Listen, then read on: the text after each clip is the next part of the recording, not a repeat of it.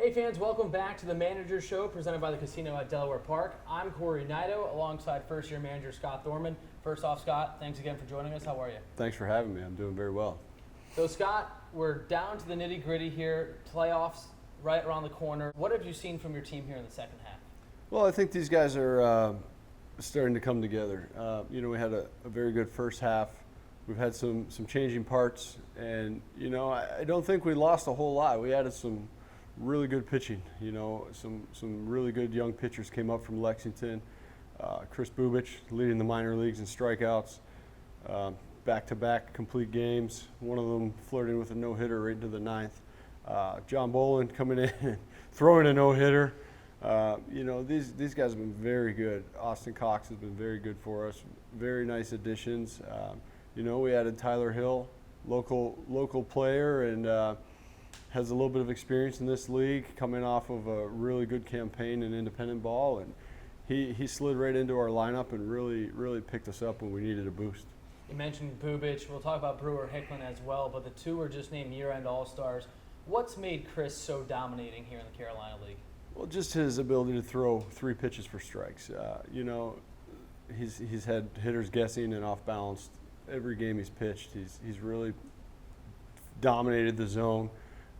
Excellent changeup to go with his plus fastball, some good curve balls, and he just knows how to pitch. He's a little bit funky, tough to pick up, and he competes. He's the ultimate competitor, and he goes out there, and the guys feed off his energy, and he's done a really nice job for us.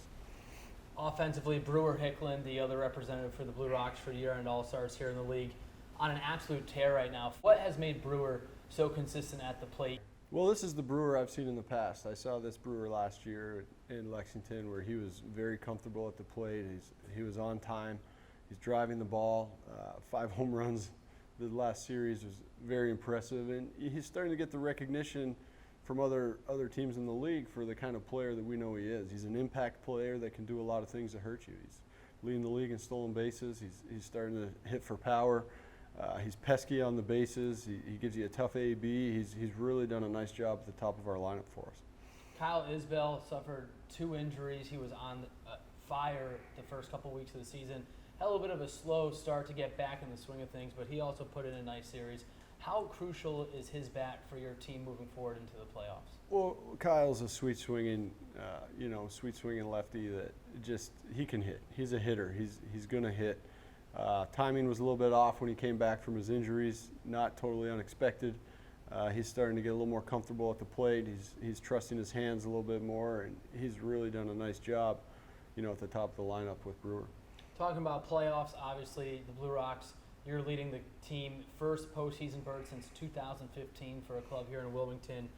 Do you think there's an advantage or disadvantage for winning the first half? Obviously, a team in the second half might be rolling, but you guys have been playing very good baseball from opening night on. Well, I think it can be a disadvantage, but I think with this team we have, we're starting to come together now. Like you mentioned, we're playing good baseball right now. Our pitching's been solid all year. Guys have gone up, and new guys have slid right in and replaced them and done a nice job. These young hitters are starting to adjust to the league. We're gaining some momentum, and I think we're in a good position, and we're feeling confident with our players right now and where they are, and these guys have done this before. These guys have played tight games. We've been playing tight games all year.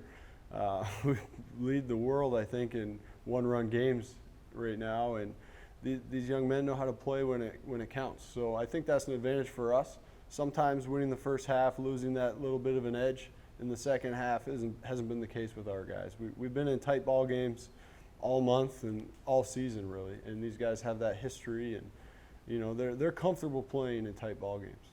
You mentioned these players, no strangers to playing in postseason.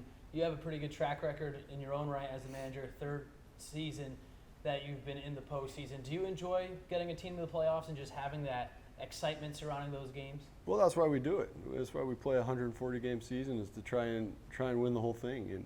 And it's all about the players. These kids want to win. They're winners, and it's a huge part of their development is learning how to win together, coming up together, again, playing in these tight ball games, and really, playing in the pressure cooker, getting the big hit when you need to, making the big play when you need to, making that pitch. You know, our bullpen has been very good. Josh Dye's really stepped it up and really been phenomenal for us. Colin Snyder's having a wonderful season. Tad Ratliff at the back end leading the league in saves. So we feel good about these guys, and everybody plays a part in this, and we're looking forward to, you know, getting it started. Well, Scott, certainly appreciate your time on this edition of the Manager Show presented by the Casino at Delaware Park. Playoffs start September 4th. First playoff home game here on the Riverfront, September 6th. Tickets available at www.bluerocks.com.